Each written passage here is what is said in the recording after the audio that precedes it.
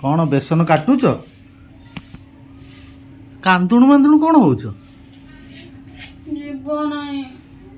କ'ଣ ବେସନ କଟା ହେଉଛି, ଛଣା ହବ, ତରକାରୀ ହବ, ତରକାରୀ ହେଇସାରିଲା ପରେ ଖାଇବ।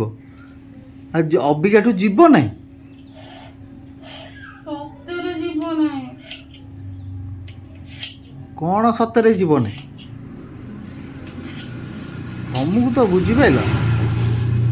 ଯିବ ନାହିଁ। ହଁ, ବେସନ ତରକାରୀ କାହାର ନ ଯିବ କହିଲ? ତମର ତମ ପୁଅର ବଢିଆ, ମୋର ନୁହଁ। କାହିଁ ତମର କ'ଣ ହେଇଛି, ଅସୁବିଧା ହେଇଛି? ହାଁ, ଯିବନି ବା। ଯିବ ନାହିଁ। ବେସନ ତରକାରୀ ସମସ୍ତଙ୍କୁ ଭଲ ଲାଗେ, କିନ୍ତୁ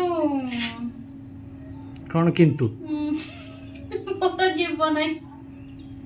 ହୁଁ, ଆଜ୍ଞା ଛାଣିଲେ ମାନେ ବେସନ ଆଜ୍ଞା ଭୋଇବ ମୋ ପୁଅ। ଛାଣୁ ଛାଣୁ ତ ଭୋଇବ, କିନ୍ତୁ ଛାଣିଲେ ବେଳକୁ ଭଲ ଲାଗେ। ତରକାରୀ ହେଲେ ଯିବ ନାହିଁ। ହଁ ଯିବ, ଠିକ୍ ଯିବ। ମୁଁ ବହୁତ ଦୂରକୁ ଚିନ୍ତା କରିଦଉଛି ନା। ହଁ, ବହୁତ ଦୂରକୁ, ଆଗକୁ ପୁରା ତ ଭବିଷ୍ୟତ ଆଉ।